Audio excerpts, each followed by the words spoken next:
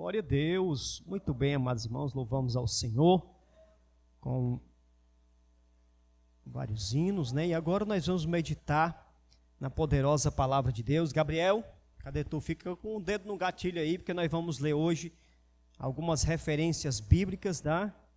Para a nossa meditação e enriquecimento espiritual. Amém?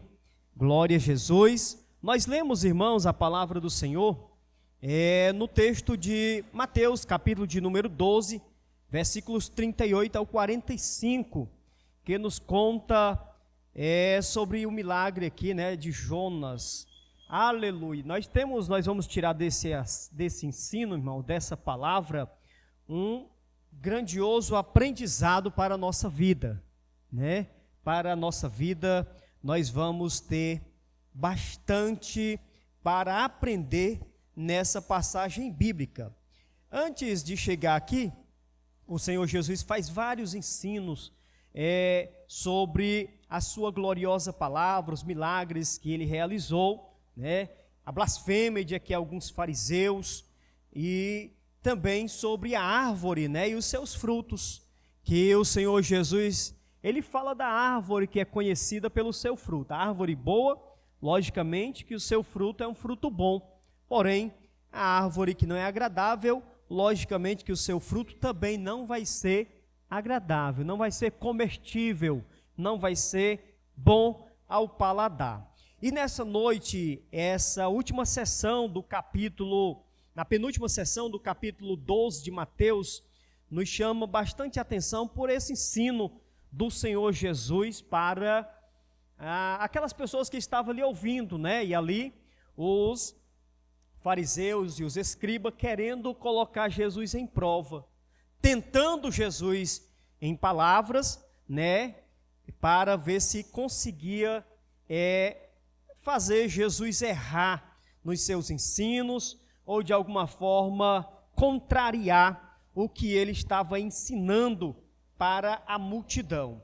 Mas louvamos ao Senhor, o Senhor Jesus, o nosso Salvador, é o Senhor de toda graça, de toda sabedoria, e por isso nós precisamos aprender muito com o nosso Senhor Jesus, tá bom? Essa mensagem, eu intitulei ela e coloquei um tema sobre essa mensagem, né? O perigo da falta da prática da palavra de Deus, né? O perigo que nos traz a falta da prática, da obediência da palavra do Senhor na nossa vida.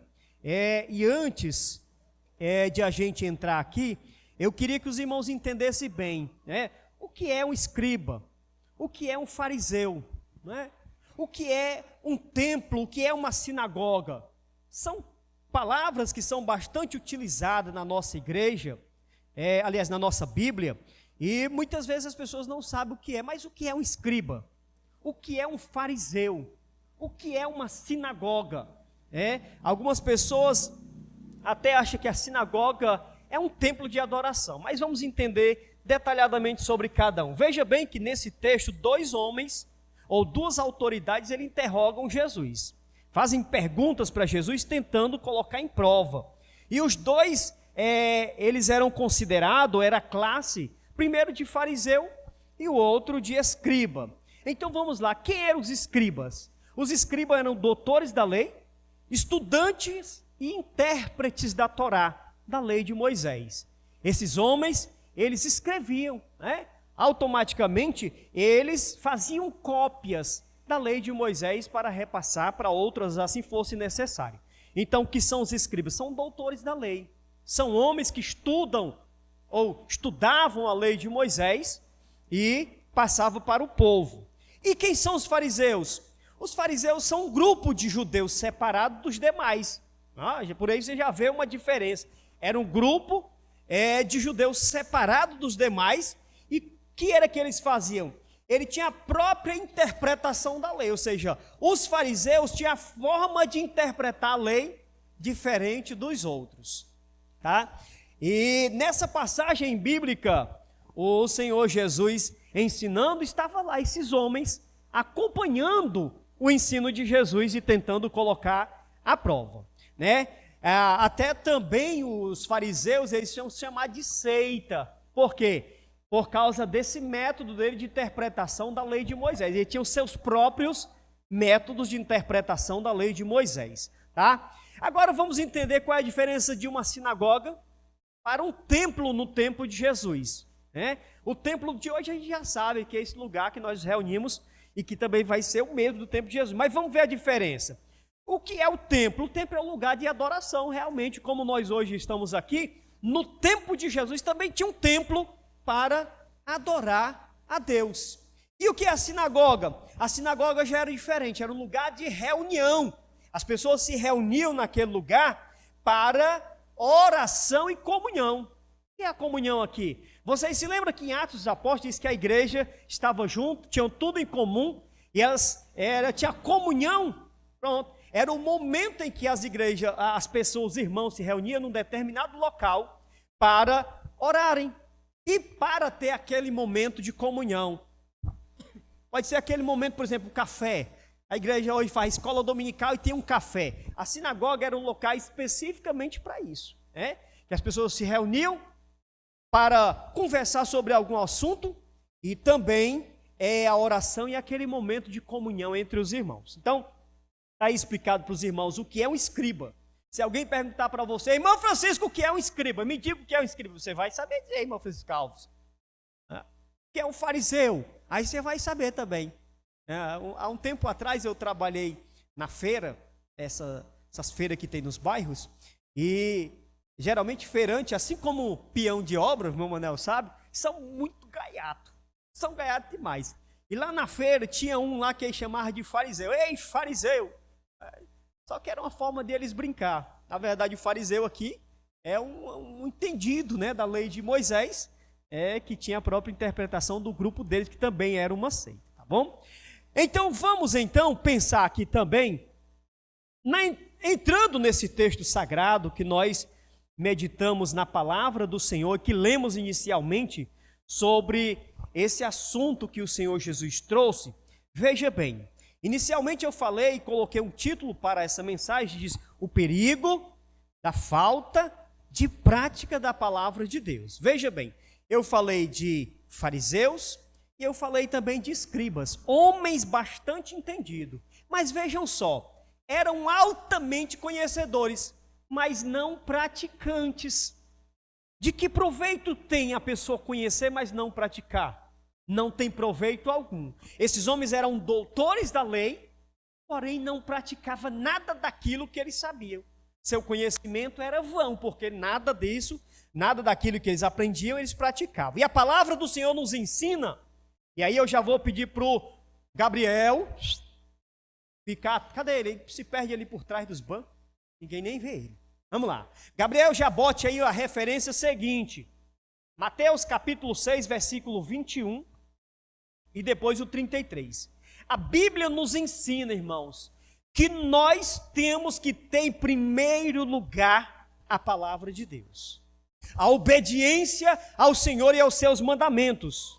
Primeiro lugar na nossa vida, para que tudo dê bem, para que tudo funcione perfeitamente, para que a bênção de Deus venha à sua vida, para que a saúde esteja dentro da tua casa, para que a tua família seja próspera, para que tudo corra bem na sua vida, a primeira coisa que nós temos que ter em primazia é a palavra do Senhor. Olha o que está escrito aí: porque onde estiver o vosso tesouro, aí estará também o vosso coração. Amém? Porque onde estiver o vosso tesouro, ali estará também o vosso coração. Se o meu tesouro for a palavra de Deus, meu coração está aplicado nele. Porém, se for outra coisa, a palavra de Deus não tem primazia na minha vida. Coloque aí o versículo 33 do mesmo capítulo, Gabriel. Versículo 33. Lembre desse primeiro versículo. Porque onde estiver o vosso tesouro, aí estará também o vosso coração. Mas olha só, versículo 33. Mas buscai primeiro o reino de Deus e a sua justiça, e todas estas coisas vos serão acrescentadas. Que coisas são essas? As coisas que nós precisamos para a nossa subsistência, irmão. O que nós mais precisamos, em primeiro lugar, é o reino de Deus, porque ele começa aqui na terra. A nossa jornada com Deus começa aqui. E depois da morte, aí nós vamos para a eternidade com o Pai. E se não tiver primeiro lugar o reino de Deus, aí, meu filho, não tem mais jeito, porque depois da morte a Bíblia diz que segue o juízo final. Então, nós temos que aprender a valorizar, irmãos, primeiro lugar, em primeiro na nossa vida, a presença gloriosa do Senhor. A palavra de Deus deve ter primazia na nossa vida. Minha filha, você se senta e se aquieta também? Bom, sente ela aí, se aquiete. Muito bem, vamos lá. Primeiro lugar, o reino de Deus. Coloque aí, Gabriel, por favor, Salmo 119, o versículo 10 e o versículo 11. Olha o que o salmista Davi fez, porque o importante é isso, não é fazer e ensinar aquilo que fez.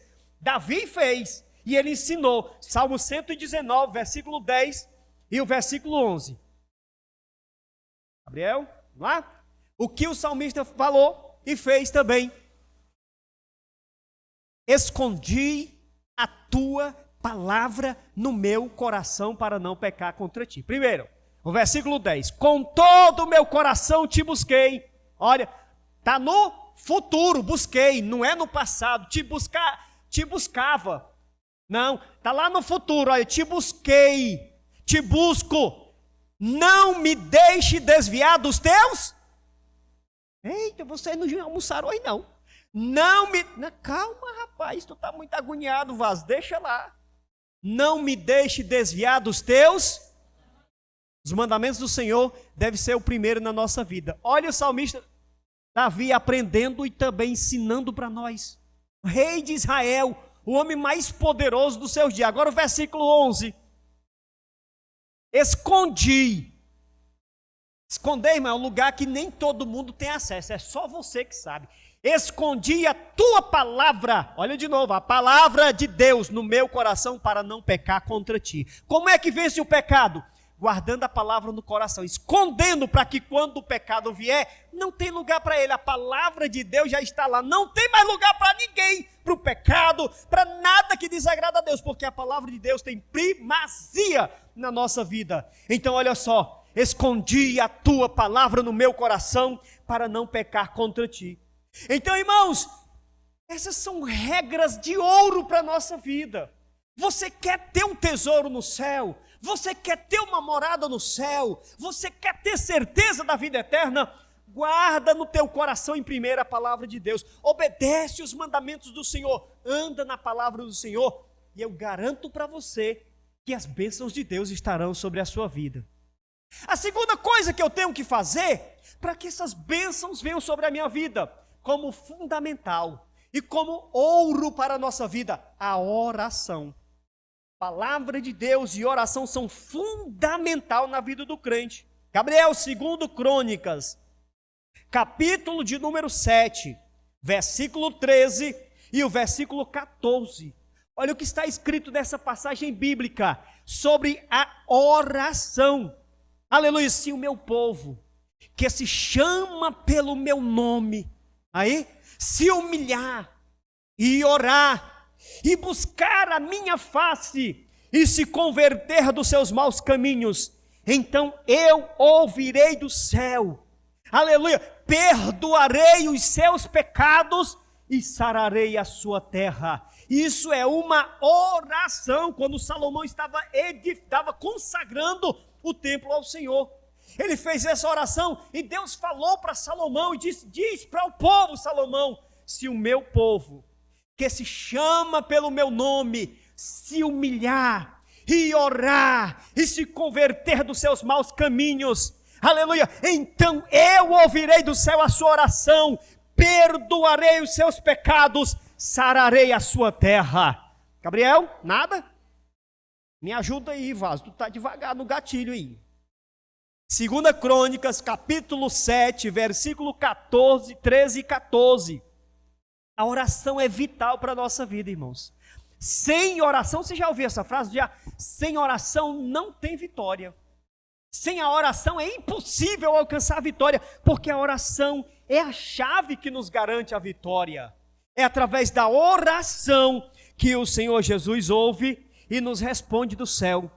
Versículo 13, olha só. E se eu fechar os céus e não houver chuva, 14. E se o meu povo, veja lá que ele diz, se eu fechar o céu e não houver produto, não houver mantimento, não houver o que produza, aí ele diz, mas se o meu povo, que se chama pelo meu nome, se humilhar, olha só, humilhação, precisa. Diante de Deus ninguém chega arrogante não, a gente chega se humilhando mesmo, se humilhar, aleluia, e orar, e buscar a minha face, e se converter dos seus maus caminhos, continua, então eu ouvirei. Agora estarão abertos os meus ouvidos e atentos meus ouvidos, abertos os meus olhos e atentos os meus ouvidos à oração deste lugar. Mas tem que ter uma oração de quebrantamento. É da boca para fora? Não, é um coração sincero. É um coração verdadeiro diante de Deus. Afinal de contas, quem é que pode enganar a Deus? Ninguém consegue enganar a Deus. Coloque também aí, por favor, Abacuque, capítulo 3 e versículo 2. O poder da oração. Nós temos necessidade, irmão. Primeiro, o alimento que é a palavra de Deus. Segundo, a oração, que é o combustível para a nossa jornada. Glória a Deus. Abacuque, capítulo 3 e o versículo 2. Abacuque, capítulo 3 e versículo 2. Aviva, Senhor, a tua obra. Olha só, a oração do profeta clamando por um avivamento. Ele vê o povo decadente, sem força, sem graça, parando na caminhada. Ele diz, ouvi, Senhor, a tua palavra e temi. Aviva, Senhor, a tua obra no meio dos anos. E no meio dos anos a notifica. E na ira lembra-te da misericórdia. Aleluia! Deus quer uma igreja que lhe serve de todo o coração. Uma igreja que ama a palavra e uma igreja que busca a Deus em oração. Não é não, Caleb? Glória a Deus! Aleluia! Abacuque, capítulo 3 e versículo 2. Meu pai, não vou conseguir não. Aleluia! Uma vida de oração é fundamental para nós vencermos na batalha da nossa vida, irmãos. Para nós permanecermos de pé na caminhada, precisa palavra de Deus e oração. Louvado seja Deus. Glória a Jesus. Muito bem, vamos continuar aqui. A palavra de Deus também nos instrui em 1 Tessalonicenses capítulo 5 versículo 17. É uma palavra bem pequenininha, porém fundamental na nossa vida. Orai sem cessar. 1 Tessalonicenses capítulo 5 versículo 17. Orai sem cessar. O apóstolo Paulo instruindo os irmãos de Tessalônica.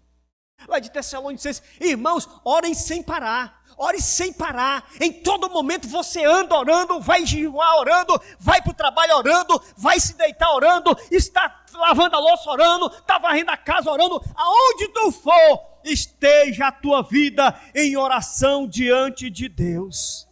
Oração, irmão, a oração é o combustível do crente que lhe concede a bênção de Deus e a vitória. Nós precisamos mais do que nunca, irmãos, viver essas duas, aleluia, esses dois pontos fundamentais para a nossa vida. Ele vai nos permanecer de pé, se eu ler a palavra, se eu ter intimidade com a palavra, se eu obedecer a palavra e se eu tiver uma vida de oração. Agora preste bem atenção no que eu vou passar para você sobre esse ensinamento, aleluia, da palavra de Deus e da oração. Escute o que eu vou falar agora, preste atenção. É responsabilidade de todo crente, preste atenção. É responsabilidade de todo crente buscar incessantemente o reino de Deus. Veja só, é responsabilidade de cada crente buscar incessantemente o reino de Deus. Quem é que ganha o reino de Deus para você? Não é ninguém, não, é você mesmo. É você que corre atrás, é você que se dedica, é você que se consagra, é você que obedece, é você que ora, é você e Deus. Então, é responsabilidade de cada um de nós buscarmos a Deus de forma incessante. Em todas, aleluia, as suas manifestações, tendo fome e sede da palavra de Deus. Aleluia, buscando o poder de Deus, tanto na sua vida, como também na comunidade que você está vivendo. Isso deve ser notório para quem está te vendo, para quem te acompanha, para quem sabe da tua vida, é necessário essa busca e ela tem que refletir para o mundo, tá? Então lembre disso, é responsabilidade individual de cada um dos irmãos, essa busca incessante da palavra de Deus e da oração. Veja outra coisa que é importantíssimo para a nossa vida. Olha só, Jesus revela novos fatos sobre a natureza dos membros do reino de Deus. O que são? Olha, ali ele disse que somente quem se esforça, olha só, quem se esforça, apodera-se do reino de Deus. Somente quem batalha, somente quem se esforça, somente quem busca, ele ganha o reino de Deus. Porque o reino de Deus é tomado por esforço. Aleluia!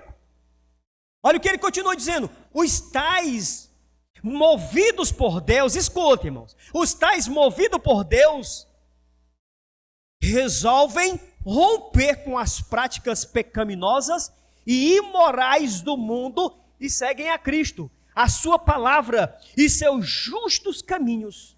Não importa o preço que vai pagar. Esses resolutamente buscam o reino de Deus com todo o seu poder. Ou seja, em outras palavras, pertencer ao reino de Deus e desfrutar de todas as suas bênçãos requer esforço sincero e constante. Não é de qualquer jeito, irmãos, que nós vamos desfrutar do reino de Deus. Tem que ter uma busca. Tem que ter um esforço empenhado para buscar e fazer parte desse reino. A Bíblia diz que o céu é tomado por esforço, é luta. Todo dia nós lutamos contra a carne. Veja o que ele continua dizendo, um combate de fé aliado a uma forte vontade de resistir a Satanás, o mundo e tudo que tem nele lá, irmãos. Aleluia, essa é uma fome pelo reino de Deus, que vai com todo prazer e vence, porque está firmado em Cristo Jesus, que é o Senhor da igreja. Não é no homem, não é na palavra do homem, é na palavra de Deus. Vai vencer por quê? Porque está empenhado, está fazendo a obra de Deus, está clamando a Deus, está buscando na palavra. É claro que o reino de Deus vai transbordar de uma forma gloriosa, porque tem fome, tem apetite, tem prazer de estar na presença do Senhor, tem prazer em viver a palavra do Senhor, porque como eu falei, de nada adianta eu conhecer e não praticar aquilo que eu aprendo, não tem nenhum valor. Agora veja esse ensino que a palavra de Deus nos dá. Quem negligencia, aliás, não conhecerão o reino de Deus, aqueles que raramente oram. Meu Deus do céu. Aguenta aí, irmão. Olha só. Olha o que o escritor diz aqui. Não conhecerão, ou seja, não verão o reino de Deus, aqueles que raramente oram. Essa palavra me deu os puxa-rante de orelha, irmão. Porque eu oro, mas eu deveria orar mais. Eu oro em minha casa, eu oro na igreja, mas eu deveria orar mais. E olha o que ele diz aqui. Não conhecerão o reino de Deus aqueles que raramente oram. Misericórdia.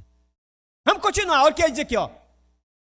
Que transigem com o mundo e que negligenciam a palavra e que têm pouca fome espiritual. Meu Deus.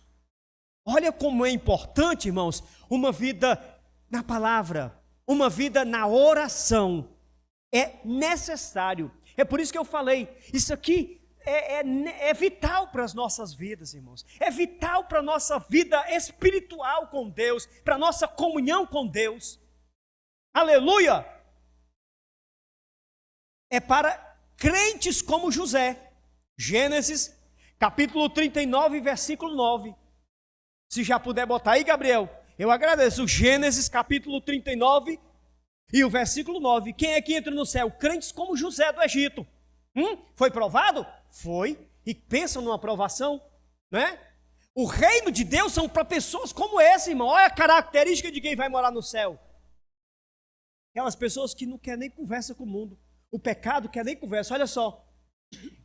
Ninguém é maior do que eu nesta casa. É isso aí? Gênesis 39 e o versículo 9. E nenhuma coisa me vedou, senão a ti. porquanto tu és a sua mulher. Olha aí, tentado no mais perigoso, vamos dizer assim, da nossa vida, a área sexual. Foi tentado pela mulher de Potifar, mas ele não caiu na tentação. Porque o primeiro lugar estava na vida dele era o reino de Deus. Deus tinha primazia na vida de José.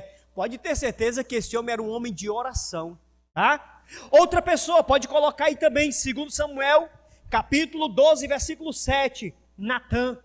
Um homem também, aleluia, que era digno do céu. Por quê? Obediente à palavra, homem de oração, homem que estava nos pés do Senhor. 2 Samuel, capítulo 12, versículo 7. Um homem que temia ao Senhor e guardava os seus mandamentos. Aleluia. 2 Samuel, capítulo, aleluia, 12 e versículo 7. Os céus são para essas pessoas, irmãos. Se eu quero entrar no céu, eu tenho que me espelhar nesses homens de Deus e me colocar também nessa posição de salvo em Cristo Jesus. Olha só, então disse Natã a Davi: tu és este homem, assim diz o Senhor Deus de Israel. Glória a Deus. Quem é Natã, irmãos? Profeta do Senhor. Ele poderia chegar lá e dizer: não, rei, olha, tem nada contra ti não, vamos lá, aqui né, faz um banquete aqui, tá tudo certo, passa a mão na cabeça. Não temeu o rei. Ele falou: ora, Deus me revelou, e você sabe aquela ovelhinha que você matou? Você não tinha um rebanho bem grandão, para que você foi matar dos outros? Pois está aí, você é esse homem que eu falei que a sentença era a morte. Natã não escondeu não, foi lá e entregou. Homem de oração, homem que estava com Deus, homem de intimidade com Deus. Outro homem, Elias, 1 Reis, capítulo 18, versículo 21. Quem conhece a história de Elias, homem que foi digno de entrar no céu antes de qualquer um homem, aleluia, antes de que outras pessoas morressem. A Bíblia diz que Elias foi arrebatado para o céu, igual também, aleluia, aquele homem no princípio, me lembra aí, Regis? Não, Melquisedeque não. Aquele lá do Gênesis ainda. É aquele homem que foi arrebatado e não provou a morte. Glória a Deus. Não. É aquele lá no Gênesis ainda que ele não provou a morte. Ele foi arrebatado. Ninguém viu mais ele. Enoque, né? Enoque. Assim também como Elias. 1 Reis, capítulo 18, versículo 21. Coloca aí, 1 Reis, capítulo 18, versículo 21. Elias, ele foi arrebatado para o céu, irmãos. Imagina, esses homens são dignos do céu. Então eu tenho que me espelhar neles. Eu tenho que olhar como eles andaram diante de Deus, para que a vida deles seja também a minha. Olha o que está escrito. Então Elias se chegou a todo o povo e disse: até quando cocheareis entre dois pensamentos? Outro homem de Deus que tinha comunhão com Deus e não se negava de entregar a palavra de Deus, mesmo que a sua cabeça estivesse a perigo, ele não se negava, mas entregava a palavra de Deus. Homens, aleluia, que o mundo não merecia. Sabia que nós, a igreja do Senhor, temos que ser igual a esses homens aqui? Irmãos, esse mundo não é para ser digno de nós não, mas eu tenho que me enquadrar na palavra de Deus igual a esses homens aqui, porque senão esse mundo é digno de mim sim, se eu não estiver de acordo com a palavra de Deus. O céu é que não é digno de mim se eu não estiver de acordo com a palavra. Aleluia! Elias, quem também? Daniel e os seus 3 irmãos, Ananias, Misael e Azarias.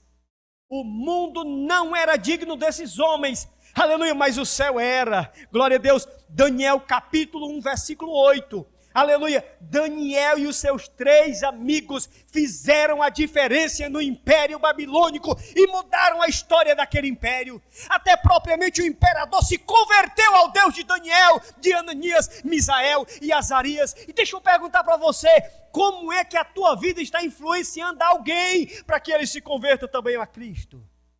Qual é a sua influência aos seus amigos, à sua família, à sociedade que você está vivendo, para que eles olhem para você e digam: eu quero ser crente porque essa mulher é uma mulher de Deus. Eu quero ser crente porque esse homem é um homem que é um homem de Deus e a vida dele é exemplar. Eu quero ser como eles são.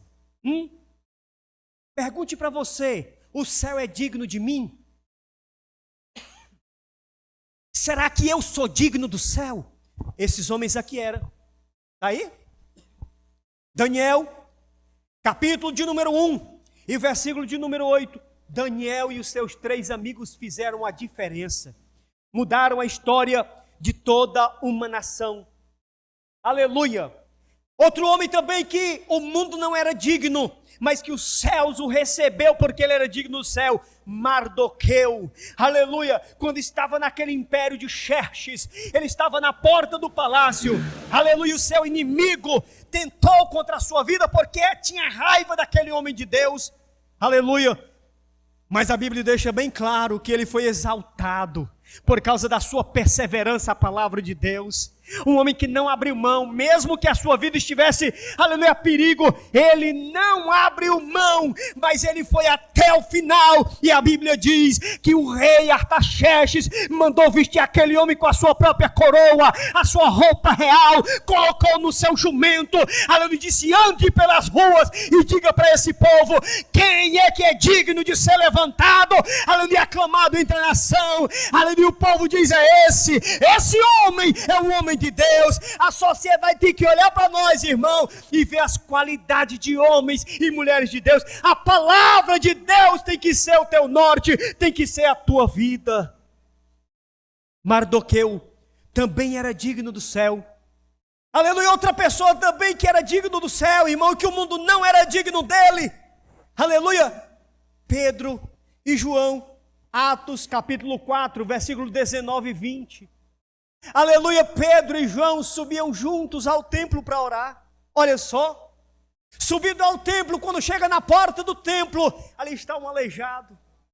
E ele então, aquele homem pede uma esmola, e ele manifesta o poder de Deus na vida deles.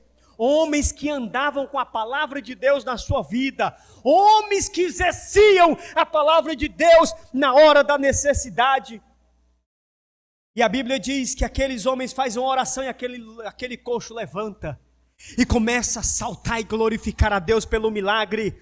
Homens, Pedro e João, que o mundo não merecia, mas que o céu os recebeu, aleluia, com louvor e glória para o nosso Deus. Outro homem que o mundo não merecia, mas os céus os recebeu de braços abertos, Estevão, aleluia. Atos capítulo 6, versículo 7, aleluia, versículo 8, Estevão, aquele diácono abençoado, que testemunha com a autoridade do nome glorioso do Senhor Jesus, aleluia, e quando ele começa a pregar, as pessoas lhe apedrejam. Paulo está naquela hora, aleluia, e ele vê aquele homem sendo apedrejado até a morte, mas olha a visão desse homem, ele olha para os céus e vê o céu aberto, e ele diz para quem está ali: eu vejo o céu aberto. Irmão, Deus já te deu uma revelação do céu já? Como é que está a tua intimidade com Deus? Será que Deus pode ainda falar contigo no teu coração? Será que Deus tem lugar no teu coração? Será que Ele tem primazia na tua vida? Estevão olha para a multidão e diz: eu vejo o céu aberto. Oh glória, eu vejo o Filho de Deus, eu vejo Deus assentado no seu trono, eu vejo os anjos de Deus em volta, aleluia. Então ele sucumbe, ele morre, e ele vai para o reino dos céus, ele vai para a glória, juntamente com Pedro e João, e todos aqueles que o mundo não merecia, mas o céu merecia. Irmão, se você não está nesse caminho, se o teu coração não está no caminho do céu, reconcilia-te com o Senhor, aleluia, põe o teu coração na presença do Senhor, e se faça digno do céu, porque o céu é tomado por esforço, o céu é tomado por renúncia, o céu é tomado pela obediência e pela prática da palavra de Deus, o céu é tomado pela oração. Meus irmãos, se sacrifique e faça a obra de Deus valer na sua vida. Homens que o mundo não merecia, mas os céus estavam de braços abertos esperando. Paulo, Filipenses capítulo 3 e versículo 13 e 14, Paulo, o mundo também não merecia, mas os céus estavam de braços abertos para o dia do julgamento de Paulo, aleluia, quando Paulo foi levado, aleluia, para aquela corte romana e sentenciado à morte, aleluia, Paulo, irmão, foi colocado com a sua cabecinha em um tronco, e aquele carrasco degolou a cabeça de Paulo separando do corpo. Os homens mataram o corpo, mas o espírito está guardado com o Pai Celestial. O mundo não merecia Paulo, mas o reino dos céus estava de braços abertos, esperando Paulo para a grande festa, aleluia, no céu. Irmão, como é que está a tua vida, irmã? Será que o céu está te esperando de braços abertos? Será que a tua vida está pronta para entrar no reino dos céus? Aleluia! Essa palavra mexeu muito comigo, irmão, porque às vezes nós nos acomodamos. Tá tão bom aqui, para que ir para a igreja? Tá tão bom assim, para que esse negócio de escola dominical? Tá tão bom desse jeito, para que esse negócio demais? Ler a Bíblia todo dia, para que isso? Está acomodado com o mundo, com os prazeres do mundo. Deus não tem primazia, Deus não tem mais lugar na minha casa, na minha família, Ele não é o primeiro, coisa nenhuma, outras coisas têm primeiro lugar. Será que eu estou digno do céu? Aleluia! Aleluia! E outras pessoas, irmãos, está escrito na Bíblia Sagrada que o mundo não merecia eles, mas os céus estavam de braços abertos, esperando esse povo para chegar no céu. Oi? Eli? Sim, cerrado. Aleluia! Agora veja só, irmãos. Vamos lá de novo para Mateus, está com a Bíblia aberta? Capítulo 12. Só para a gente concluir, tem um bom tempo ainda, dá para a gente concluir bem à vontade. Mateus, capítulo 12, versículo 43, deixa aberto aí, deixa. Vamos ver o que a palavra de Deus está nos chamando a atenção. Deixa eu continuar lembrando a vocês que essa palavra Jesus dirigiu para judeu, mas também vale para nós na atualidade. Certo? Novo Testamento, palavra de Deus, tanto do Antigo como do Novo, vale também para a igreja do Senhor. Tá certo? É a mesma palavra, tem a mesma autoridade, é o mesmo Deus. Deixa eu perguntar uma coisa para vocês agora. Irmãs, quem é o autor da Bíblia? Quem é o autor da Bíblia? Falem alto. Deus, está certo, Deus é o autor da Bíblia. Os homens que escreveram são os escritores. Deus encheu o coração dele, inspirou e lhes revelou a palavra. Então eles escreveram. Vamos lá, versículo 43. Olha, continuando aquela parte lá dos escribas, né? Interrogando Jesus. Aí olha o que ele diz aqui, ó.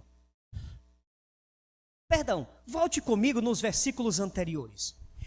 Os escribas fazem uma tentação ali a Jesus e pede para ele fazer um sinal, né? E Jesus diz para ele. Aliás, Jesus já havia feito tantos sinais. A intenção deles não era que Jesus operasse sinal coisa nenhum, tá? Não era que ele operasse coisa nenhum. Você quer saber qual era o sinal que eles queriam que Jesus fizesse? É que Jesus agisse como um político, tomando o poder de Roma e devolvendo ao judeu. Mas Jesus disse, não, eu não vim fazer isso aí não.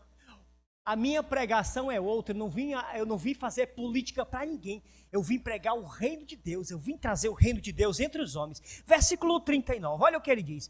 Mas ele, lhes respondendo, disse, uma geração má e adúltera, eita, uma tapa na cara deles, pede um sinal, porém não lhe será dado outro sinal, senão o do profeta Jonas.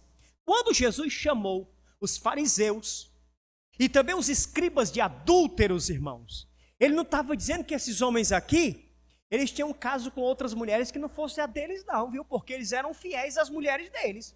Sim, eles eram sim, principalmente esses homens aqui que se estribavam na lei. Eles não traíam as mulheres não. Tá? Eles tinham concubina? Talvez até tivesse. Mas eles não saíam fora da lei de Moisés não. Então, por que Jesus chama ele de adúlteros? Por causa do adultério espiritual. Eles não estavam servindo realmente ao Deus de Israel, não. Estavam servindo a outro Deus e não ao Deus de Israel. O adultério aqui é espiritual, que é o que acontece muito hoje também. Pessoas que adoram a Cristo, mas também adoram a macumba, adoram o mundo, os prazeres da carne, músicas mundanas. né? E outras coisas. E aí, cadê a primazia de Deus? Não tem. Então Jesus disse, para essa geração pecadora, não tem outro sinal senão o de Jonas. Vamos lá, versículo de número 40. Pois como Jonas esteve 3 dias e 3 noites no ventre da baleia, ou de um grande peixe, assim estará o Filho do Homem 3 dias e 3 noites no seio da terra. O sinal é esse. Jonas, irmãos, quando foi engolido pelo peixe, pelo grande peixe, quantos dias ele passou no ventre do peixe? 3 dias e também 3 noites. Olha lá, Jonas, se puder botar aí, Gabriel, eu agradeço. Jonas, capítulo 2, versículo 2. Jonas diz na oração que ele faz lá do ventre do grande peixe, ele diz, do inferno eu clamei a Deus. E Jesus, quando fala que é o mesmo sinal de Jonas, porque Jesus também ia descer à sepultura. E a Bíblia chama, como é?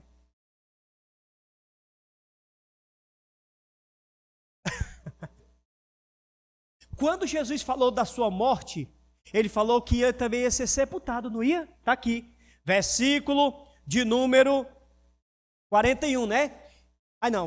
Daqui a pouco a gente vai para o 21. 41. Quando Jesus disse que ele ia dar o sinal mesmo de Jonas, ele disse, eu vou morrer e vou passar também 3 dias no seio da terra. No original, sepultura é Geena, ou Hades, ou inferno. Vale-me Deus, Jesus foi para o inferno? Foi, sim senhora. Ora, se não foi, sim senhor. Jesus foi lá nos quintos dos infernos. Vale, foi sim. Deixa eu lhe revelar uma coisa, para você que não sabia, agora vai ficar sabendo. Antes da morte de Cristo, o paraíso não era lá no céu não, viu? Era embaixo. O seio de Abraão era do lado do inferno, então, mesmo lugar. E o que é que separava? Claro que era a glória e a presença de Deus que separava. Você lembra da parábola do rico e do Lázaro? Pronto. Aí deixou bem claro que o seio de Abraão era no Hades, no inferno. Quando Cristo morreu, ele desce nas profundezas, e aí a Bíblia diz, ele levou o cativo o cativeiro, ou seja, ele pegou o paraíso do inferno e levou para o céu. Ele tirou das profundezas da terra e agora sim levou para o céu, o terceiro céu. Então quando ele disse que o sinal era o mesmo de Jonas, é porque ele ia para o inferno. E vocês se lembram que eu disse que Jonas clamou lá do ventre do peixe e disse, do inferno eu clamei a Deus. Esse é o sinal que Jesus disse que daria, que era o sinal de Jonas. Versículo 41 e 42, olha o que ele diz. Os ninivitas ressurgirão no juízo com esta geração. Ele está falando com a geração dos dias dele. E condenarão, porque se arrependeram com a pregação de Jonas. E eis que está aqui quem é maior do que Jonas. Olha só o que ele diz. Os ninivitas ouviram a pregação de um profeta e eles se arrependeram do pecado deles. E eu pessoalmente estou pregando para vocês. Jesus está dizendo aqui. Eu pessoalmente estou pregando para vocês e vocês não se convertem, pois no dia da ressurreição, os ninivitas vão ressuscitar e vão condenar vocês, porque eles se arrependeram e vocês não. Agora vamos para o 42. A rainha do sul, ou a rainha de Sabá, tá bom? A rainha do sul se levantará no dia do juízo, com esta geração também, e condenará, porque veio dos confins da terra, aleluia, para ouvir a sabedoria de Salomão, e eis quem está aqui, quem é maior do que Salomão. Olha só, os irmãos conhecem também a história da rainha de Sabá, aleluia, que foi ver a glória de Salomão. Falaram tanto da glória de Salomão que chegou lá nos confins da terra. E a rainha de Sabá disse, não acredito, não, eu quero ir lá ver, eu vou viajar. E a Bíblia diz que ela fez uma viagem gigante do outro lado da terra até chegar lá no templo de Salomão para contemplar a sua glória. E qual é o testemunho que ela dá? Não me contaram nem a metade da glória de Salomão. E Jesus diz, essa rainha vai se levantar também, vai condenar vocês, sabe por quê? porque aqui está quem é maior do que a glória de Salomão, e vocês não acreditam na minha palavra. Irmãos, eu fico olhando para essa mensagem, eu fico olhando para essa palavra e olho para os dias de hoje. As pessoas não estão nem aí para a pregação do evangelho. Nós pregamos nas ruas, gritamos por aí, até mesmo dentro da igreja nós pregamos e as pessoas ouvem, mas entra aqui e sai aqui, vai embora, não tem efeito nenhum. Por quê? Porque não valorizam a palavra de Deus. Cuidado, irmão, para quando nós partimos dessa vida para outra, a nossa vida não seja separada da eternidade. A nossa vida não seja separada da graça e do grande amor de Deus. Porque o reino de Deus, como eu falei, está escrito, é tomado por esforço. Tá? É luta contra a carne. Sabe quem é que tem que prevalecer na nossa vida? É o Espírito que Deus colocou em nós. Não é a velha natureza que fica todo dia, faz isso, não, faz isso aqui que é bom. A velha natureza vai estar sempre te levando para o pecado, irmão. Aleluia! Se você der ouvido a ela, então, você vai no caminhozinho para longe de Deus. Mas se você se deixar, não, Deus me vai para lá e der lugar, aleluia, ao Espírito de Deus, o Senhor Deus vai encher o teu coração da sua palavra e da sua gloriosa presença. Agora sim, versículo 43, olha o que ele diz. E quando o espírito imundo tem saído do homem, anda por lugares áridos, buscando repouso, e não encontra. Aí você diz, pastor, mas o que é que tem a ver essa passagem aí com a que a gente estava lendo antes? Pois é, Jesus estava falando aqui da repreensão dos demônios, ainda nesse capítulo de número 12, quando ele cura aquele homem endemoniado. Ainda no capítulo 12, quando ele opera aquele milagre, tanto expulsa o demônio como cura o homem, e aí o que os fariseus e os escribas dizem? Esse daí expulsa em nome de Beelzebul. Aí Jesus diz, como é?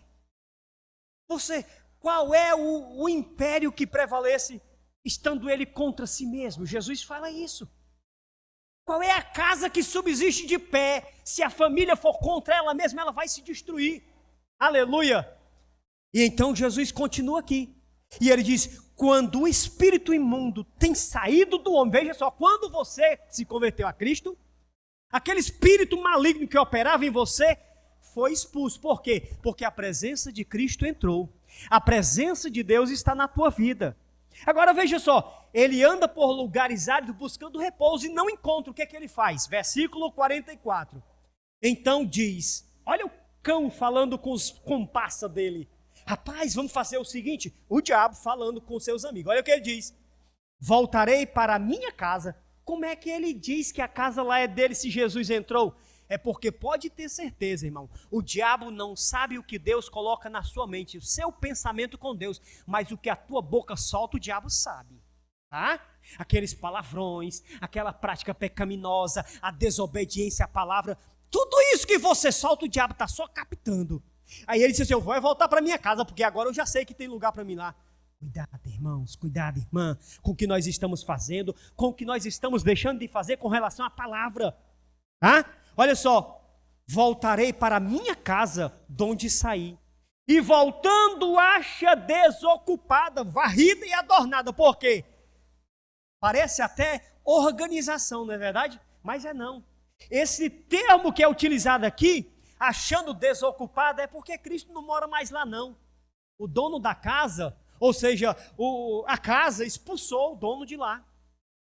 A pessoa, agora vamos dizer nós somos o templo e a morada do Espírito Santo. Eu disse, Jesus, eu não quero mais conversa contigo não, sai daqui, vai embora, porque não tem mais lugar para ti não. É literalmente isso. Então quando ele diz que achou a casa desocupada, varrida, é porque os detalhes de Deus foi tirado no mais minucioso detalhe. Não tem prazer na oração, não tem prazer na leitura, não tem prazer de cuidar do meu irmão, não tem prazer de jejuar, não tem prazer em nada que se chama Deus. E aí? Aqui é onde o homem chega e diz assim, pastor, eu não tenho mais força. Aí você entende agora por que as pessoas dizem assim, eu não tenho força de ir para a igreja. É porque abriu espaço para o inimigo, irmãos. O pecado dele não é feio, não, ele é bonito. O pecado, ele não chega com uma voz feia para te afugentar, não. É bem bonitinho o pecado, a voz é delicada, é atraente. O pecado não dói, ele é gostoso. E aí ele chega bem devagarzinho. Às vezes eu falo sobre isso. É bom quando a gente coça assim um pezinho que tem uma frieira, né? É bom aquela coceirinha, mas olha o corte que faz no dedo. Da mesma forma é o pecado. Ele vem devagarzinho, dá umas coisinhas boazinhas para a carne. Aí a carne, beleza. Pá, aí pega. Olha como é que ele encontra aqui. A casa vazia, varridinha, bem limpinha e adornada, ou seja, pronto para a morada do inimigo. A gente tem que ter cuidado, irmãos, com a nossa vida espiritual diante de Deus. Esse culto aqui é um culto, acho que era para ter mais do que o número da igreja, era para ter até os descrentes, porque a igreja convidasse, porque é culto de ensino da palavra. Que pena que as pessoas não valorizam a palavra de Deus. E por aí você tira. O que é que está em primeiro lugar no nosso coração?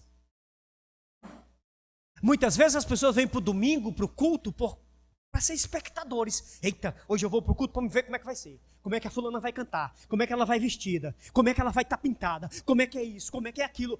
E não é com prazer de adorar a Deus, não é com fome da palavra, não é para oração com aquele desejo, aquele entusiasmo. Hoje eu vou para a igreja para a oração, vou rasgar o meu coração e vou me derramar no altar do Senhor. Está faltando isso na nossa vida, irmão. Fome pela palavra, sede pela oração, prazer em servir ao Senhor, aleluia, buscando ao reino de Deus em primeiro lugar. Versículo de número 45. Então vai, olha só. Então ele viu que a casa estava pronta. Eita, está no ponto de eu morar. Mas olha o que acontece. Versículo 45, está aí? Olha só. Então vai e leva consigo outros 7. Oh, meu Deus do céu. O primeiro estado do homem é uma desgraça porque está separado de Deus. Ele se encontra com Deus. E aí ele deixa o inimigo entrar e apartar ele de Deus. E aí o inimigo volta de novo e diz, a casa está boa e agora eu vou trazer mais gente. E trouxe mais 7. Aleluia! E leva consigo outros 7 espíritos piores do que ele. E entrando, habitam ali. E são os últimos atos desse homem piores do que os primeiros. Assim acontecerá também a esta geração má. Oh, irmãos, guarda no teu coração essa palavra aí. Olha, debaixo de 7 chaves, não deixa o inimigo tirar do teu coração. A cada pregação que você ouvir, semeia numa terra boa, adubada, com a oração, com a palavra, para ela germinar, crescer e te fortalecer. E te deixar pronta para a batalha, pronto para a guerra. Eu falei que o reino de Deus é tomado por esforço, é guerra contra as hostes do mal, é guerra contra a carne, é guerra contra o mundo, é guerra todo dia, toda hora. Por isso temos que estar firmados na palavra de Deus e na oração, porque somente assim nós venceremos. Porque ele volta com mais 7, já são 8. Agora imagina que só um demônio faz uma desgraça na vida do homem. Quando eu falo de homem, falo da mulher também, né? E agora você imagina 8, e ele diz, piores do que o primeiro. Como é que essa pessoa tem força de voltar para a igreja? Não tem, irmão. Não tem força. Mas se houver uma igreja que ora, aí aplica o segundo mandamento, amarás o teu próximo como a ti mesmo. Mas se tiver uma igreja que é sedenta da palavra de Deus, que obedece e que mesmo em circunstâncias difíceis ele prega a palavra, né? Mesmo que diga não quero ouvir, você prega a si mesmo sem querer ouvir, quando é Deus que manda, aleluia, então esse crente faz a diferença. E eu digo para você, o crente que anda assim, o mundo não merece ele, mas os céus está de braços abertos esperando esse crente fiel, que tem a Deus como a sua prioridade máxima, que obedece ao Senhor com todo o seu coração, que anda nos mandamentos da palavra do Senhor e tem como primazia, ele tem como se fosse a comida mais necessária que ele precisa. Aleluia. Irmão, vigia, irmão. Vigia, irmã, irmão. Não abre brecha para o diabo, porque ele não vem sozinho, não. Agora ele vem com mais 7, é para esbagaçar tudo. Jogar no mundo mesmo, nas drogas, no crime, na prostituição, na lama mesmo, na lama. E aí, cadê força para ir buscar o Senhor? Não tem. Cuida da tua vida, cuida da tua alma diante de Deus. Porque, aleluia, Jesus está bem aí, irmãos. O relógio de Deus está contando os milésimos finais da volta do Senhor. Eu estou pronto para ir para lá? Você está pronta para ir para lá? Como é que está o coração? O coração é a morada do Espírito ou é a morada do inimigo? Cristo tem primazia ou outras coisas têm primazia? Faz uma autoanálise em nome de Jesus. Receba essa palavra como um pai que ama e se preocupa com a sua alma. Primeiro é Deus que está falando pela sua palavra, mas o canal que ele está usando sou eu, o seu pastor. Ame com todo o teu coração essa palavra, irmão. Guarda no teu coração e obedece os mandamentos do Senhor, porque eles são vida para a tua vida. Eles são os caminhos da vida eterna. Eles são a rocha que você vai estar firmado e nada pode arrancar. Eles são a água do Espírito que sacia a sede. Aleluia! Ele é a fonte que jorra para a vida eterna. Ele é tudo que a tua alma precisa e clama, e muitas vezes você não tem ouvido a alma clamando por comida, que é a palavra e a oração. Aleluia! Dê primazia para Jesus nessa noite. Aleluia! Dê todo o teu coração para Deus. Não dê só a metade, não. Dê só uma bandinha, não. Dê todo o teu coração para o Senhor. Porque é isso que o Senhor quer. Toda a nossa vida. Amarás o Senhor teu Deus de todo o teu coração, de toda a tua alma e de todo o teu entendimento. Amém?